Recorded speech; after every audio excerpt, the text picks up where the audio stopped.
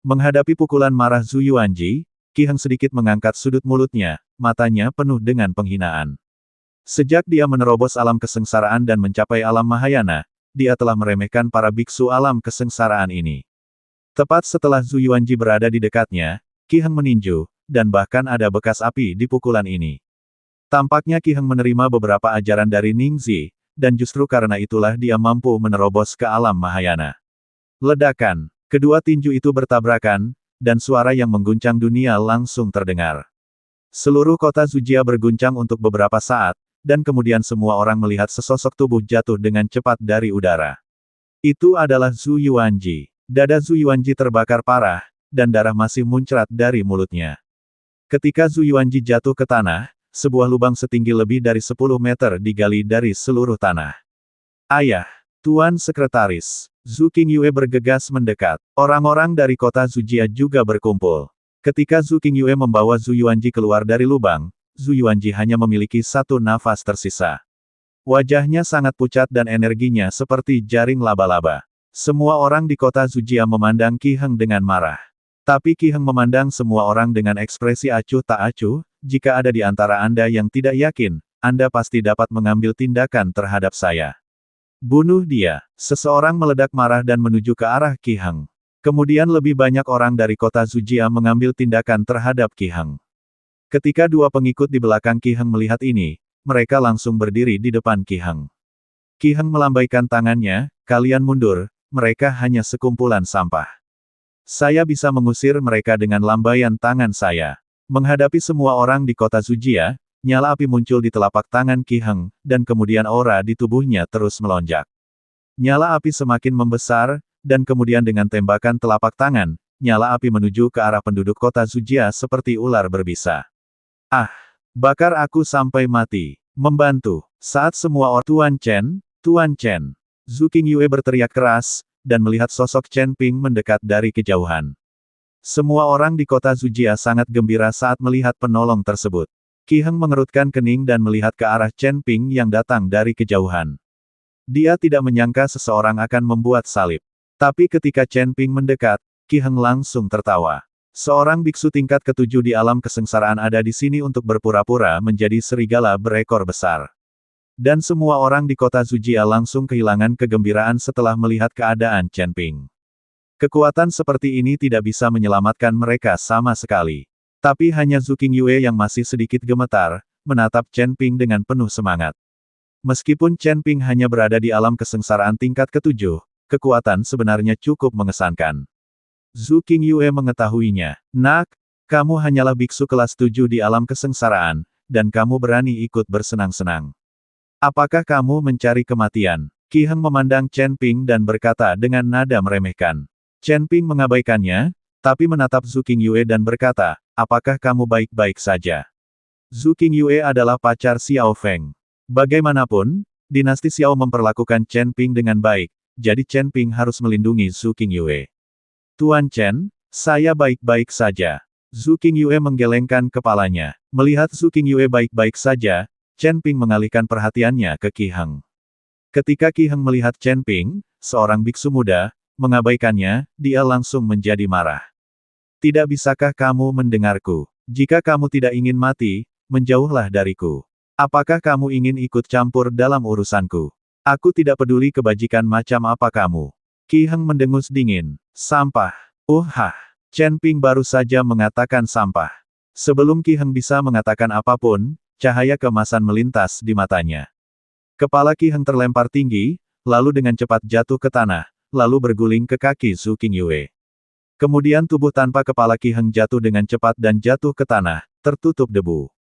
Semua orang di kota Zujia tercengang saat melihat pemandangan ini. Semuanya memiliki ekspresi tidak percaya di wajah mereka dan mulut mereka terbuka lebar. Mereka tidak pernah menyangka akan menjadi seperti ini. Baru saja, Qi Heng adalah dewa pembunuh, dia membunuh mereka semua dan Zujia Zhen tidak mampu melawan. Tapi dalam sekejap mata, dewa pembunuh ini dipenggal. Pedang ini sangat santai dan mudah. Bagaimana ini mungkin? Seorang biksu tingkat ketujuh di alam kesengsaraan membunuh biksu tingkat pertama di alam Mahayana dengan satu pedang sesuka hati. Semua orang di kota Zujia tercengang. Dan yang sama bingungnya adalah dua pembudidaya alam kesengsaraan tingkat 8 yang dibawa oleh Ki Heng. Mereka bahkan tidak menyadari apa yang sedang terjadi, dan tuan muda tertua mereka dipenggal. Kalian berdua, segera kembali dan katakan bahwa aku, Chen Ping, membunuhnya. Jika kalian, kota Qijia, ingin membalas dendam, datang saja padaku. Chen Ping melambaikan tangannya ke arah kedua biksu itu. Pada saat ini, kedua biksu itu bereaksi. Ketika mereka mendengar kata-kata Chen Ping, tubuh mereka gemetar, dan mereka berbalik dan lari dengan tergesa-gesa. Mereka tahu bahwa Chen Ping adalah orang yang diburu oleh Demon Sealing Alliance dengan pengorbanan 100 tahun. Tubuh Chen Ping jatuh perlahan, dan Zhu Qingyue berlutut tepat di depan Chen Ping sebagai tanda terima kasih. Saat Zhu Qingyue berlutut, semua orang di kota Zujia juga berlutut. Meski banyak orang yang tidak tahu siapa Chen Ping, orang yang bisa membunuh Ki Heng dengan satu pedang jelas bukan orang biasa. Mungkin ada kekuatan besar di baliknya, sehingga kota Zujia dapat diselamatkan, dan mereka tidak perlu mengkhawatirkan orang-orang di kota Qijia. Zhu Yuanji, gubernur kota Zujia, berterima kasih kepada dermawannya karena telah menyelamatkannya. Zhu Yuanji juga menyeret tubuhnya yang terluka parah, lalu berlutut di depan Chen Ping. Chen Ping dengan ringan mengangkatnya dengan telapak tangannya, dan semua orang merasakan suatu kekuatan mengangkatnya. Ini hanya usaha kecil, tidak perlu berterima kasih. Chen Ping berkata dengan santai. Tampaknya membunuh Ki Heng semudah menghancurkan seekor semut. Tuan Chen, ayah saya terluka parah. Saya ingin tahu apakah Anda dapat membantu perawatannya. Zhu Qingyue bertanya. Dia tahu bahwa Chen Ping juga seorang apoteker dan mengetahui keterampilan medis. Chen Ping hanya melihatnya sekilas, lalu mengangguk dan berkata, meskipun dia terluka parah, itu tidak fatal, tidak masalah. Ketika Zhu Qingyue mendengar ini, dia langsung sangat gembira dan memerintahkan orang-orang untuk membersihkan tempat kejadian. Kemudian Zhu Qingyue membawa Chen Ping dan Zhu Yuanji menuju halaman belakang. Zhu Qingxiu masih berada di halaman belakang. Dia telah menunggu dengan cemas di dalam hatinya, bertanya-tanya apa yang terjadi di luar.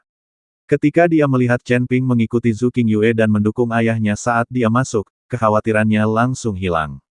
Dia telah mengalami hidup dan mati bersama Chen Ping, jadi tentu saja dia tahu apa yang mampu dilakukan Chen Ping. Selama Chen Ping datang, kota Qijia tidak perlu khawatir. Nona Asu, kuharap tidak ada yang menggangguku selama aku merawat ayahmu. Selain itu, aku memerlukan sumber daya dari Zujiazen.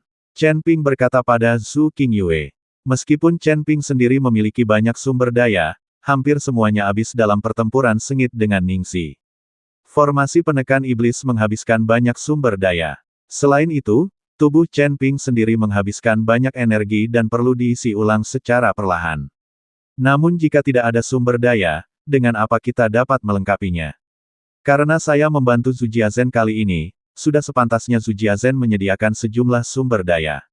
Chen Ping bukanlah seorang bodhisattva, jadi dia tidak bisa membantu dengan sia-sia.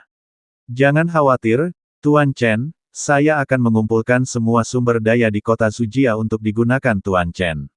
Setelah Zhu Qingyue selesai berbicara, dia segera pergi mengumpulkan sumber daya. Chen Ping memandang Zhu Qingxiu, mengeluarkan buku rahasia Slip Giok Sekte Wanjian, dan mengembalikannya kepada Zhu Qingxiu. Nona Zhu, terima kasih atas rahasia Slip Gioknya. Chen Ping tahu bahwa jika bukan karena buku rahasia Slip Giok ini, dia tidak akan bisa mempraktikkan ilmu pedang Wanjian Guizong yang sangat mengagumkan. Zhu Qingxiu mengambil Slip Giok dan bertanya, Tuan Chen, bagaimana kabar para penggarap iblis itu?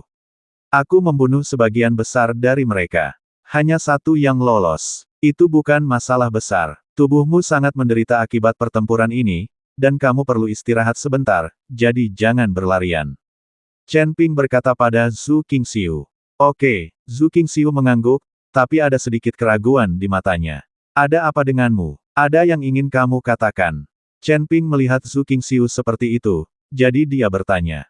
Tuan Chen, saya ingin bertanya, bisakah Anda menyembuhkan wajah saya? Zhu Qingxiu bertanya dengan suara rendah. Chen Ping mengangguk dan berkata, itu mungkin saja, tapi wajahmu sudah terlalu lama seperti ini. Jika kamu ingin mengembalikannya ke keadaan semula, kamu harus mengkonsumsi banyak rumput peri. Di antaranya, rumput otot dewa adalah yang paling istimewa dan sulit ditemukan. Faktanya, Tidak sulit untuk mengobati luka bakar di wajah Zhu Qingxiu. Sulit untuk mengumpulkan rumput peri dalam jumlah yang cukup. Tidak mungkin bagi Chen Ping untuk memiliki semua jenis rumput peri di tangannya untuk mengatasi semua penyakit. Tuan Chen, selama bisa disembuhkan, tidak apa-apa. Sedangkan untuk menemukan rumput otot dewa, saya akan menemukan cara. Zhu Qingxiu berkata dengan sangat bersemangat. Selama Anda sembuh, maka Anda tidak perlu lagi hidup di bawah topeng. Chen Ping mulai merawat Zhu Yuanji, dan Zhu Qingxiu keluar dari kamar. Dia tidak ingin mengganggu Chen Ping dalam merawat ayahnya. Selain itu, dia juga ingin mencari tahu di mana di wilayah timur terdapat rumput abadi seperti rumput otot ilahi. Zhu Qingxiu akhirnya memiliki senyuman di wajahnya. Bagaimanapun, setiap gadis menyukai kecantikan. Zhu Qingxiu juga berpikir bahwa dia bisa kembali ke penampilan cantiknya. Zhu Qingyue mengirim orang untuk mengumpulkan sumber daya dari seluruh kota Zujia. Ketika semua orang di kota Zujia mendengar bahwa itu untuk pengobatan Zhu Yuanji, mereka semua sangat antusias dan menggunakan semua sumber daya mereka.